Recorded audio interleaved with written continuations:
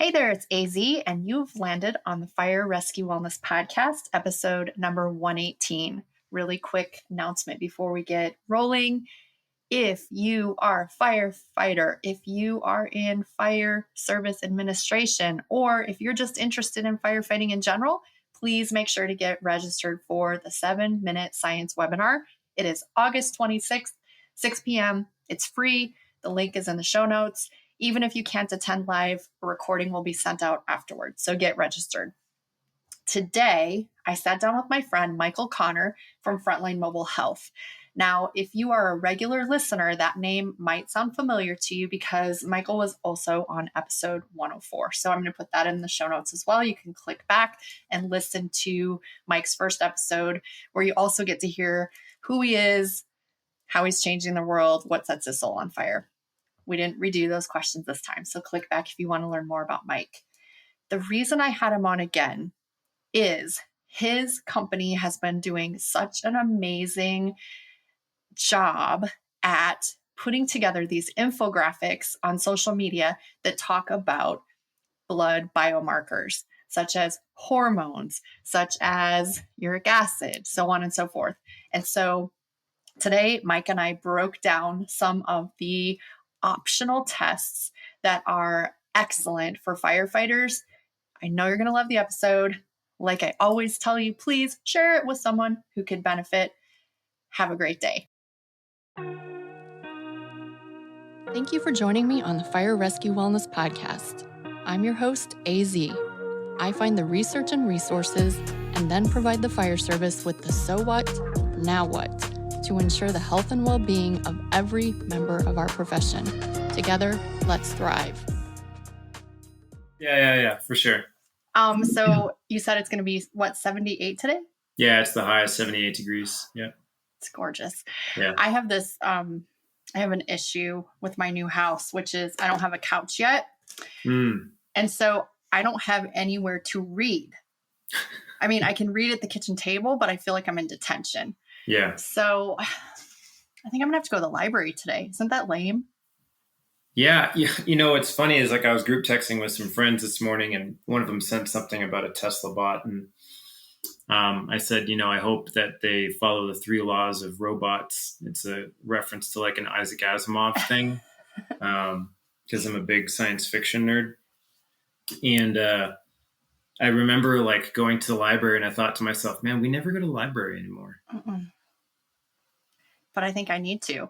Yeah. Because if I lay down in bed, it doesn't matter what time of the day as I fall asleep. Yeah, you're going to crash. Yeah. So dumb. And that's poor sleep hygiene too, right? Like we should be only using the bed for. Yes, the things. The things that the bed is for. Oh my gosh. Okay. Listeners, I'm here with good dude Mike Connor again. So exciting. Mike, Say hello to the listeners. Hello, everybody. So before we get started on our little rabbit hole that we're going to talk about today, I want you to tell the listeners, why did you move from Texas to Colorado? And also, can you see the sheen of sweat? This is terrible. I can't. It's not as bad as you think it is, I think. Gosh. Yeah. It's probably because you're camera and you're looking directly in the screen. So why Texas to Colorado? So I have a lovely wife who I promised I would get back home at some point. And she's from Colorado and she has a strong family network up here. And, as you know, we have a ton of kids. A basketball team plus alternates. Yeah. And our business is growing and expanding. So Frontline has moved into Colorado and we're experiencing a little bit of growth here. And it would be good for one of us to be up here. So I volunteered as tribute and came up to Colorado. You fell on the sword and your wife is so happy. That's incredible. Yeah. How was the move? Because mine was pretty brutal. Ours wasn't so bad. We paid for professionals to move us. The entire time I'd been in the military, it's just like you go to transportation, you fill out your paperwork, and then you never really see a bill. There is definitely some sticker shock when you're moving a family of 5 up to Colorado from a big house into another big house. So there was that. And then we got here. The house was in great working order. Boxes moved in. It's been a slow process. Like, I'm still unpacking boxes, obviously. And we've been up here since the beginning of June. And just getting settled is probably the hardest part about moving, I feel like. But everything else was fine. I feel like, fortunately, Chelsea, my wife, ended up doing most of the coordinating, if not all of the coordinating for all that stuff while I was busy. So it was a good life hack. I have often said that I need a wife, and people look at me like I'm crazy, but I think it would be a good life ad. It would. Cheers. Yeah. And then I have one final question about your relocation, and it is, how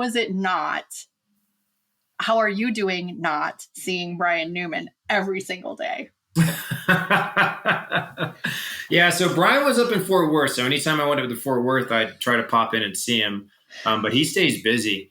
It's definitely it's definitely going to be challenging. I have to go back to I don't have to. I go back to Texas once a month just to kind of check in on things and see people. So it's nice, but Brian's quite the character, man. He probably interacts a whole lot more with our CPET guru, Alex. I call him the Beard, who those two commiserate a lot on research stuff. Well, and I really need to get Newman back on the podcast, but I'm just afraid. Like, I need to block out 5 hours of my life to do so. And it's very difficult. Not a bad idea.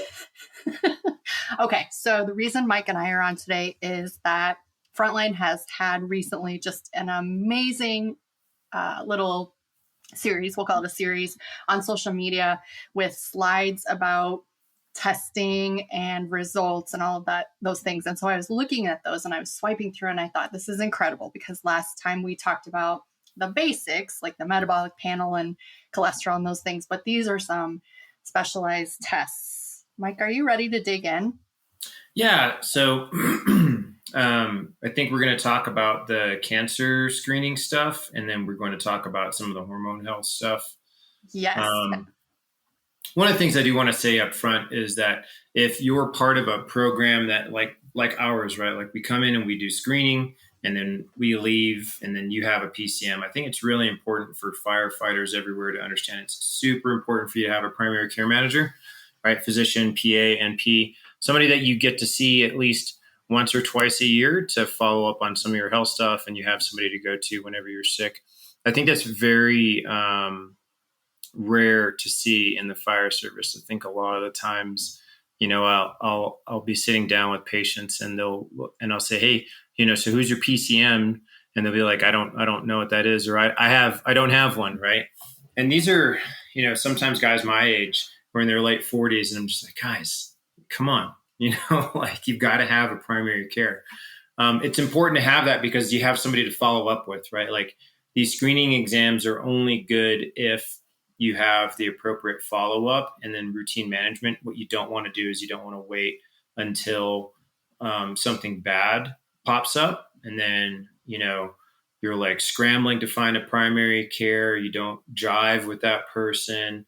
So up front, make sure you have a primary care, someone who's taking care of you routinely. And okay, first of all, guilty. And there's a reason. Well, no, that too, but that's also a good excuse. But I had a wonderful kind of holistic healthcare woman. She was amazing. She replaced my endocrinologist after I had thyroid cancer. Mm-hmm. And unfortunately, she died.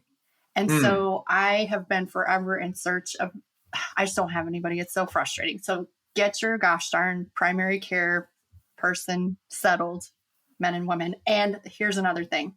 Mike said, you don't groove with that person. Same thing with your mental health professional. Don't wait until you're having a crisis to try to find one, because you got to kind of try them on like pants. Yep. You have to. It's time to be an adult.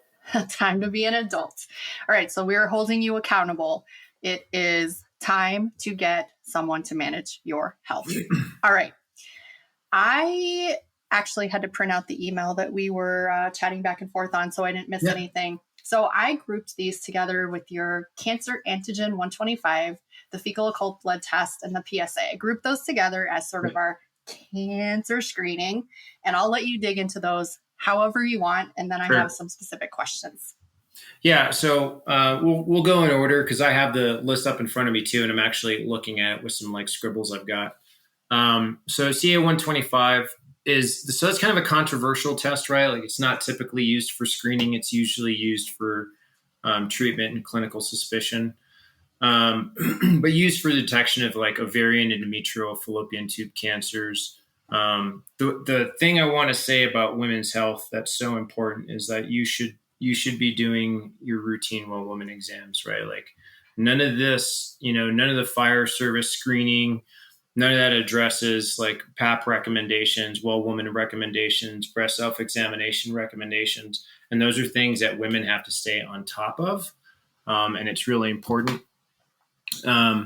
So the first part of CA125 is it does have a pretty high false positive and false negative rate. It's about like 50-50. Things like endometriosis, liver disease can cause false positives. False negatives can come from like if the cancer hasn't grown enough to where the biomarker isn't shedding like it typically does to be detectable inside the bloodstream. So that's kind of CA125. It's a blood draw, right? It's not like an invasive procedure. And so that's kind of the high level stuff with CA125, right? So we're looking at like female reproductive organ cancer screening. Go ahead. You want to know something really funny?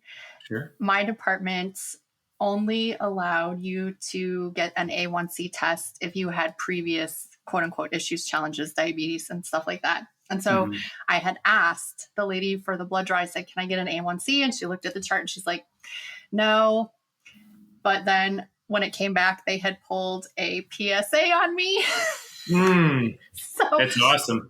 I know, isn't that great? So we didn't do this cancer antigen 125 test in my department, and I'm really kind of bummed about that, but I'm going to talk to them about that. But just so you know, my PSA test was exquisite. kind of hard to have pathology without one, right? That's shameful. I mean, and like in a male-driven population of fire service, what ends up happening, I think, is you just create these templates of like lab orders, and it's like, oh yeah, Annette Zap, click, right? Like you're a firefighter. Here, we got this for you. Yeah. So CA125. The other one's FOBT, right? So fecal occult blood test, right? So this is a stool sample. This is one that the firefighters are super excited about, right? I say that with total sarcasm. What we're looking for is blood in the stool, right? So why would you have blood in the stool? Well, anything between, the mouth and the anus that bleeds is going to come out. So we're looking for the things that, could be bad, right? And that could be some sort of inflammatory bowel disease. It could be colon cancer. There is a false positive rate associated with that, right? So you have a false positive rate around 10-15%. False negatives of about 30 to 50, kind of depending on where you look. The things that can cause false positives, which is kind of funny, is like high peroxidase fruits and vegetables. So cauliflower, broccoli, pineapples, oranges, and then red meat can also create a false positive.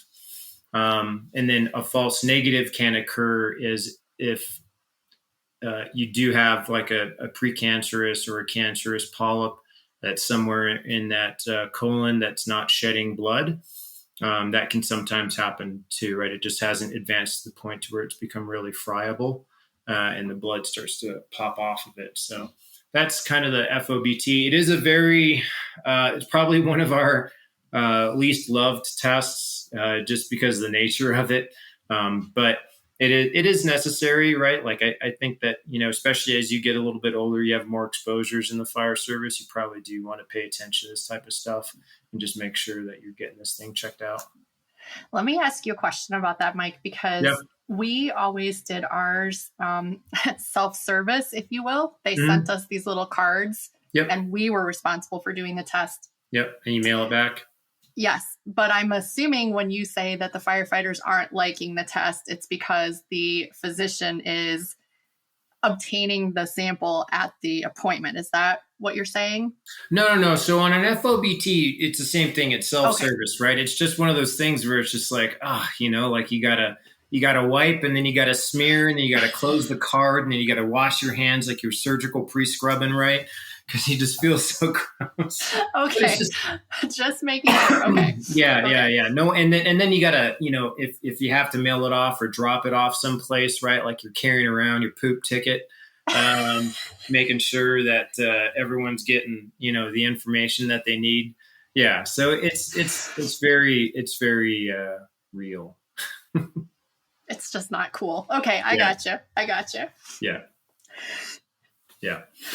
And then the last one we talked about is PSA, which you had drawn on you, which I think is pretty funny.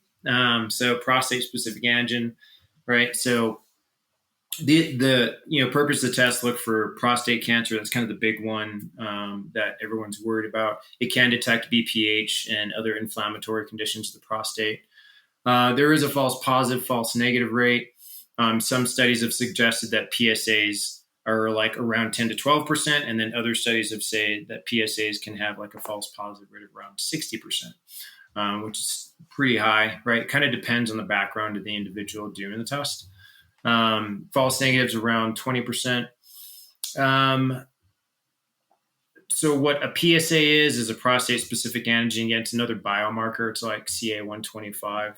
So if there's injury or damage to the prostate, it spits off these little biomarkers. And really that's what we're looking for, right? The higher the number, the more alarming it is. As you age, the number starts to increase a little bit more with age if you're a male. And we're just also making sure that it shouldn't typically double from year to year. But if you're still below that threshold, you're probably pretty safe.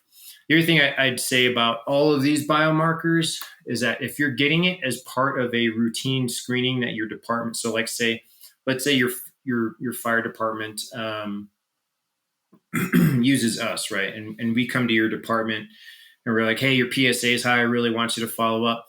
First step should really just be to repeat the test and make sure it's not like an outlier, right? That's what I would say. You don't want to go down the invasive path immediately, right? Because no one wants to get a prostate biopsy. It's a very uncomfortable procedure. There are risks associated with colonoscopies. It's an invasive procedure. So whenever you get these tests, you always want to make sure that one, you verify with your primary care, you have a discussion with them, so that way that kind of stuff gets managed appropriately. That pre-answered my question, which is great. I want to know, because I'm female and selfish, I have an elevated cancer antigen 125, just hypothetically. What would usually, other than repeating that test, what would usually be the steps with my primary care? Is it ultrasound? Is it? Yeah. Okay. Yeah. So typically it's an ultrasound is what they'll order next. I mean, you want to escalate appropriately, right? You don't want to like go straight into a biopsy of, and you have to visualize things first. So they'll do an ultrasound next. There'll be some counseling too, right? Because CA-125s can be, elevated in certain conditions. So you just want to make sure that you're free of those conditions, or like the timing was right. Number one, repeat the test. Number two, start with the least amount of invasive imaging, which is an ultrasound. Ultrasounds are really easy. It probably end up being a transvaginal ultrasound to evaluate further. But yeah, that would be the next step. Got it. So the take-home message, take-home message is get the testing. If the testing is not in the ranges that we would suggest, we're going to go to our primary care. Yeah. And the first step is usually going to be just repeat the test to make sure it wasn't a wonky test. Yeah. And then go down the steps from basically least invasive to most invasive to get sort of our diagnosis. Yeah. Yeah. That's probably the safest bet for all this stuff. And, the fire service has different exposure risks too, like if you've been on an apparatus and responding to fires for 10 or 15 years, you're probably a lot higher risk than someone who's been, it's in their probe a year, and it's their first year getting a physical. Not to diminish the risk at all, but if we're talking about pure risk mitigation from a exposure point of view, typically the saltier the individual, the higher the risk, right? Like, so if they've been in the service for a while, probably going to have a lot higher risk. Okay. The next one I want to talk to you about is TSH. Sure. Because we never got it routinely. Yep. That's part A. And part B is, when you're drawing TSH, are you looking at also other thyroid hormones or not yet? Those are my biggest questions. Yeah, so we draw something called a TSH with a reflex T4, right? So if the TSH is abnormal, it will automatically reflexively draw from the same sample a T4, just to make sure that the levels are commensurate. And the thing about TSH is that false positives and negatives are rare. So it's usually a feedback loop mechanism, right? So for everybody out there, the way TSH works is it's kind of spit out by the pituitary in response to levels of thyroid hormone in your body, right? So your thyroid's that little butterfly-shaped gland, or kind of gland that sits on your neck, and it's kind of regulated by TSH. So if you're producing too little thyroid hormone, the TSH is going to elevate a little bit because it's the thyroid stimulating hormone. If you're producing too much because you've got a little bit of hyperthyroidism, then the TSH is going to drop down a little bit because you don't need to produce as much. And so we routinely do a reflexive. The other thing I'll say too is in our practice, we do thyroid scans. So it's nice to have like those two data points to kind of match with each other, right? Like, so we could tell you like, hey, if you've got this gnarly 1.9 centimeter, vascularized nodule that's sitting on your right thyroid lobe, and you've got a TSH that's abnormal, then we can probably say with confidence, like, hey, that's probably not a good type of nodule. We probably need to get you over to ENT or endo to make sure that you're getting this taken care of appropriately. And that's kind of the luxury that we have in our practice, is that it's not just a lab draw, it's a lab draw plus imaging in these cases. And I guess I don't want to lead the witness, but I want to know, why are you pulling TSH and why are you doing these scans? Yeah.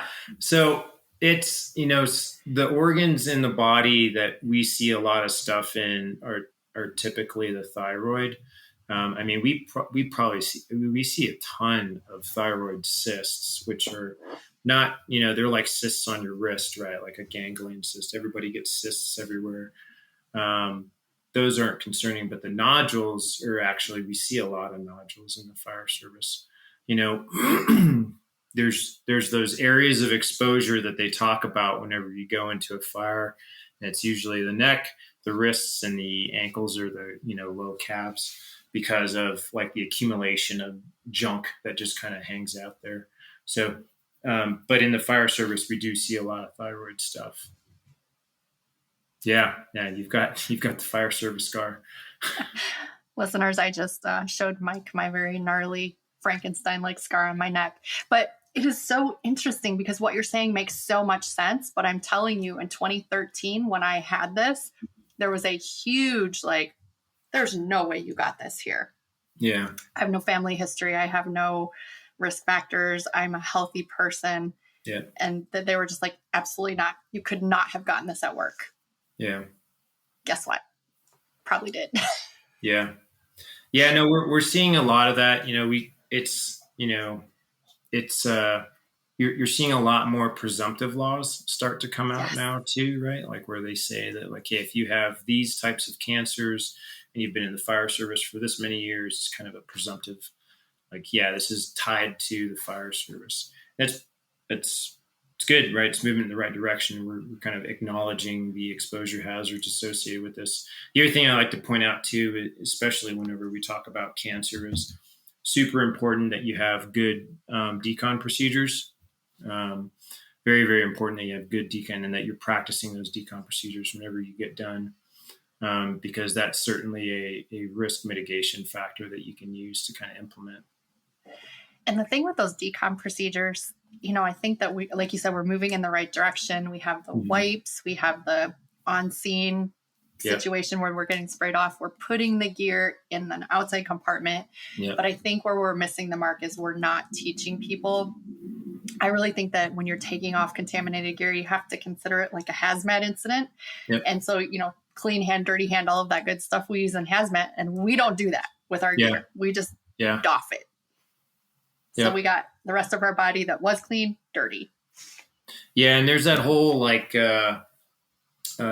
sweat, shower, sweat kind of approach too, right? Where they say like, when you get done, you've decon, you've done your appropriate decon procedures. Like skin's like a giant organ, right? So just sit there and like go ride a bike or go jog or walk outside for 30 minutes, get a good sweat going, shower, and then do it again just to kind of ensure that you're safe. Those are kind of the practices that I've heard kind of repeated for some of these places that have really good decon procedures and kind of risk mitigation strategies. It's bad stuff. We got to be careful. All right. Let's move on to sort of the sex hormones. We have 3 of them. Sure. I want to hear all the details. Yeah. So these are the ones that gets a lot of attention from a lot of people, right? Testosterone, right? The first one we're going to talk about is testosterone. We can talk about testosterone and free testosterone at the same time because one and the same, just one's not bound. Excuse me. So every single firefighter is concerned about testosterone. Every male firefighter is concerned about testosterone. But why, Mike? Yeah. So, I mean, as you age, that stuff's going to decline, right? Like I can say with confidence that in my late 40s, it's probably not the same as it was when I was 17, 25, 35, right? It's just a fact of life. It just starts to wane as you get older, and that's okay. The other thing that I will say is that, it's responsible for, primarily responsible for muscle mass, bone density, fat distribution, libido, right? That's the big thing. But it's also very heavily influenced by lifestyle. And that's like the one key thing I try to mention to all of our firefighters. Like, look, I can't control sleep here at the station, but you can control sleep at home. So try to control it at home, right? Testosterone's typically produced overnight, peaks in the morning, which is why we always have you draw it in the morning from a blood draw. And diet, right? Diet heavily influences testosterone. Alcohol, horrible for testosterone, right? You'll hear the common theme in all of the hormonal health stuff that we talk about is like adequate rest, stress management, and then make sure that you're eating a healthy diet, right? So testosterone's, the male androgen hormone, more interesting for men. There is some utilization for women in terms of stuff like PCOS. The biggest factors that influence it has got to be sleep and obesity, right? And when I mean obesity, I mean high body fat percentage. That's typically the one that affects testosterone the most. And you manage that through rest and nutrition and exercise, right? That's kind of the what we try to preach to all of our patients is just make sure that you're taking care of those things. When we talk about testosterone, that's total testosterone versus free testosterone. We're talking about the stuff that's just circulating in the system and the stuff that's like unbound. What we mean by unbound is like testosterone. We'll talk about sex hormone binding globulin. Testosterone, circulates in the system, but it's a lot of the times it's bound by SHBG, this hormone that this carrier protein rather that kind of binds it up. There's really only about somewhere around 2 to 5% of your testosterone that is freely available towards actual use. That's the stuff that, the muscle receptors that things bind to, and things that influence sex hormone binding globulin, which is the stuff that gobbles it up. So if you have a higher SHBG, you're going to have a lower free testosterone. And things that cause higher SHBG are things like alcohol use, not being physically active, obesity, poor diet management, right? So again, it's that whole vicious cycle of managing your testosterone. The number one thing that I see in the fire service right now in terms of interest surrounding hormonal health is, the question of like, hey, should I get on TRT? Should I do this? Should I get on, the old man's program? And I actually see it in a lot younger people too, right? So we'll see sometimes, firefighters in their 20s and in their 30s. And I try to tell them like, hey, you should probably not be on this, and you should probably try to manage this as best as you can, because once you get on it, if you're on it for a long period of time, you're just going to be on it, right? Because you're going to shut things down, right? Like, everything follows a big feedback loop with the brain. And so you have to be sensitive about what you're using or putting in your body, because if you're going to use it to try and give yourself a kickstart to get some lifestyle changes in place, and that's one thing. But if you're going to use it and you're just going to use it, then you're just going to end up being dependent upon it for a long time. And it has other effects to your life. So that's the testosterone one. Any questions about that? Or Oh, yes. Yeah. Okay. Let's go. Let's hear it. We would normally expect, if I understood you correctly, about 2 to 5% of our testosterone is freely available for use in our body. Yeah. But when we are drinking a lot of alcohol, or we're obese, poor diet, not sleeping, that's what causes that sex hormone binding globulin to increase and gobble up more of the testosterone. Is that correct? Yeah. So if you think about it, SHBG is a carrier protein that's produced in the liver along with albumin. So it increases in response to liver injury, liver damage. So if you're boozing a bunch, or not taking care of your body and not eating well. So one of the things that it says regular physical activity, healthy diet, healthy weight, managing stress, avoiding excess sugar and refined carbohydrates help maintain SHBG levels. So it's always boiling down. It's like a theme, if you will, right? Like live healthy, be healthy. Doesn't that just suck? It's the answer to everything. Yeah. Well, I think, I'm not denying the sleep stuff, right? Like, yes, like fire service folks, man, y'all have got a sleep problem. And it's bad, right? And that's when recovery takes place from workouts. It's recovery from stress occurs. That's where, we start to repair and rebuild. And, if you're working a 48-96 and then, you're pulling an extra shift because you need to pull an extra shift, or someone's like, that stuff tacks on, right? It really adds up at the end of your lifespan. And it just kind of eats away at your ability to take care of yourself. So that's why I always tell the fire service folks, like, hey, when you're off, try to manage that as best as you can, because you can't manage when the alarm is going to go off at all, right? Like, you can't manage tones, especially if you're in a high volume metropolitan area. Agreed.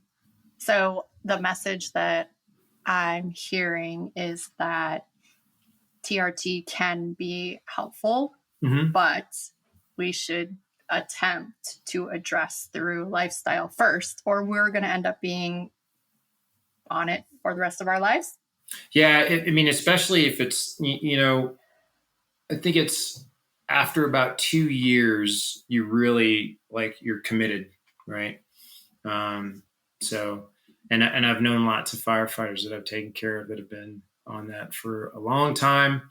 And, again, there's nothing wrong with it. It's just, you have to manage it well. You have to pay attention to the other risk factors associated with it.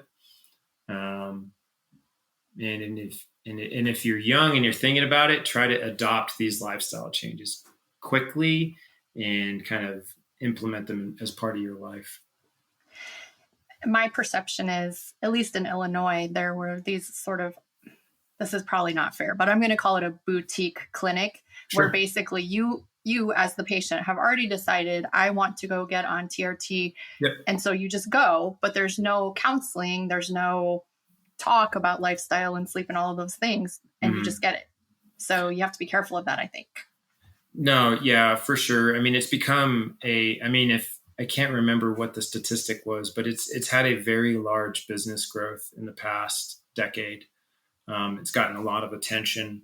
And it's like boutique medicine, right? Like I still feel that you should be evaluated by a urologist, right? And urologists will probably do the good job of counseling and educating and helping out in terms of getting that. But like all things in life, you got to chop wood and carry water, right? You got to sit there and do the work in order for you to kind of optimize those aspects of your life. And the other thing that has become a concern for me is that many of the firefighters that are going to these boutique clinics, the other thing they're offering at these clinics, it's like a one-stop shop. You can also get Ozempic or other type, weight loss type drugs. And again, there's no counseling. Yeah. And so now we have firefighters that have been on Ozempic for 2 and 3 years. Yeah. Who are having issues. Yeah. Yeah, a lot of that stuff is, really, really kind of controversial. We could probably discuss that at length in a separate podcast. Number 3, podcast 3. Yeah, number 3. But yeah, it's like I said, right? Chop wood, carry water. You got to do the work sometimes. I'm writing that down. Chop wood, carry water. Okay, let's get on to that to the estradiol. I want to talk about that too. Yeah. So estradiol is usually, it's associated with the menstrual cycle, right? Like you have a waxing and a waning period. So in women, it's going to vary, right? And typically whenever you order your labs from your PCM, it'll, should take note of kind of where you are in your cycle if you're a woman. It is important to track though, right? Because it is also, used for, bone health, brain health, and it's, in terms of like bone mineral reabsorption. So it's one of those things that are kind of tracked whenever you have, osteopenia as you get older. So that's kind of the woman's health stuff. Usually low estradiol is usually a result of menopause, premature ovarian failure, excessive exercise, right? Like, so if you remember back to like high school biology or college biology, about the athlete's triad, right? Yes. So like irregular menses, low body weight, that kind of stuff. Some symptoms in women can have hot flashes, night sweats, osteoporosis. Obviously, we talked about that.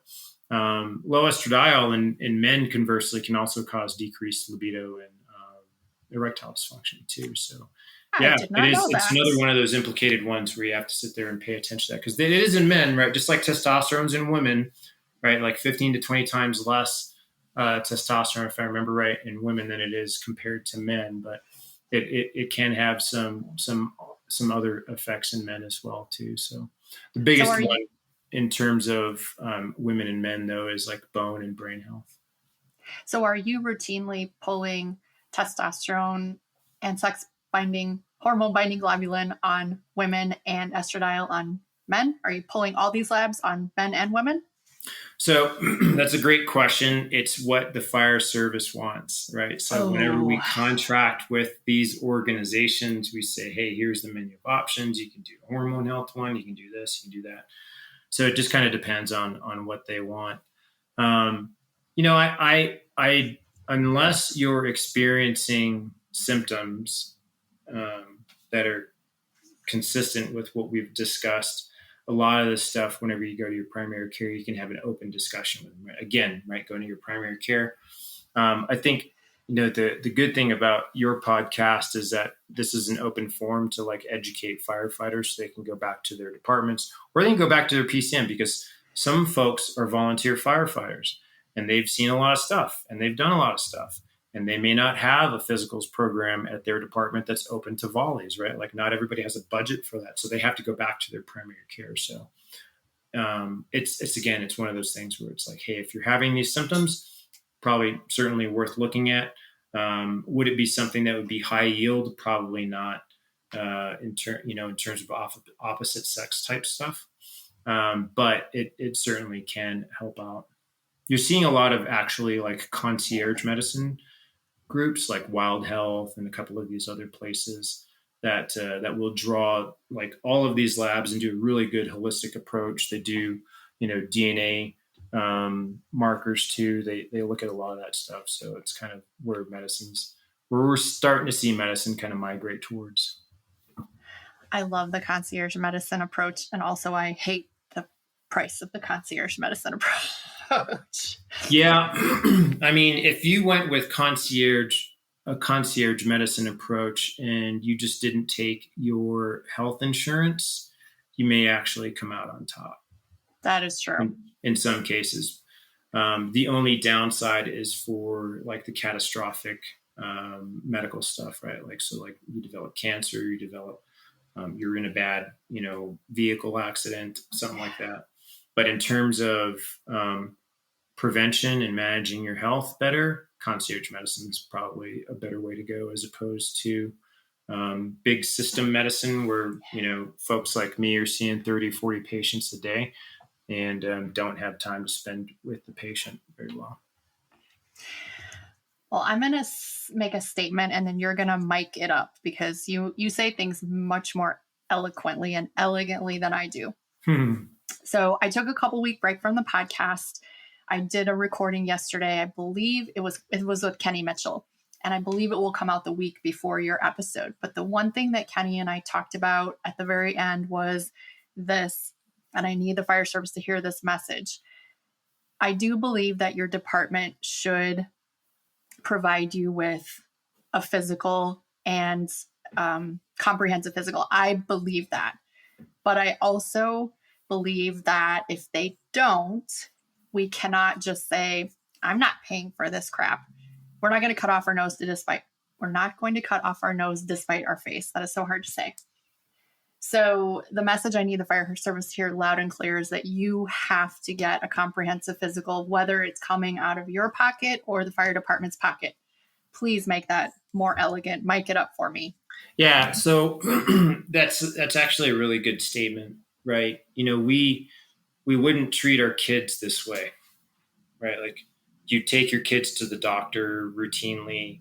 You take your kids to the doctor when they get sick. You make sure that they have a doctor in case there's an emergency. So why wouldn't you do that to yourself? Right? Like, would you allow somebody else to treat you that way? Or would you allow someone to treat your child that way? No, absolutely not. Right. The other thing too is health is an investment in your future, right? If you're taking care of yourself and you have the ability to see how you're doing periodically. So let's say you only go to a doctor once a year, right? You're still able to see patterns over the course of 5 to 10 years, right? Famous Peter Drucker quote, what gets measured gets managed, right? If you know that you're not taking care of yourself the way that you need to, and you can see this trend over the past 3 to 5 years where your lipid profile is getting worse, where your A1C is getting worse, that's an opportunity for you to self-reflect and say, hey, I have got to clean this up so I can be around for my family. I spend a lot of time guilting firefighters over being there for their children and their spouse and the people that depend on them, because at the end of the day, whenever you're done being a firefighter, that's all you have left is the people that depend on you and the people who love you. So make sure that you're spending that investment wisely and that you're doing it at least annually, right? Like if you have a great department who's paying for physicals for you, then get a physical 6 months later, right? That way you can see if you get in 2 physicals a year and you can see if things are working or if things are falling off at the wheels. So I knew I could count on you to make that better.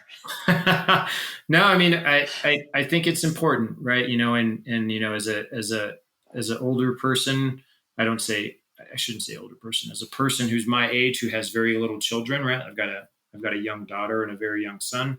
It's very important for me to stay healthy. It's very important for me to stay active, and it's very important for me to be around for them. And it's very important for you to still be able to roll in jujitsu. Just saying. Yes. Still very important to do jujitsu. Great for mental health. Well, Mike, I appreciate your time so much. I know you're super busy. Is there any parting statement, words, wisdom you want to leave on this second episode? But I already think we need to have a third. No parting wisdom or words, just some gratitude. Thank you for having me on. I think what you're doing and putting information out into space is really important. I think people should be listening to this type of stuff, especially if you're working in our community and taking care of our community. I think firefighters, I think public safety in general, right? Like, I think I've said that before, like no one decides to become or work in public safety because like they're a jerk. They usually want to give back to the community that they're in. They usually want to take care of people. They have this intrinsic value of having like just a good heart. And you deserve to be taken care of, and you deserve to be educated on a lot of these things. So thanks for what you're doing. I really appreciate that. Oh, that was pretty good parting words. Thank you. All right. Well, we're going to drop the mic because literally Mike has crap to do. So this has been AZ and Mike Connor from Frontline Mobile Health. And we are officially out. See ya.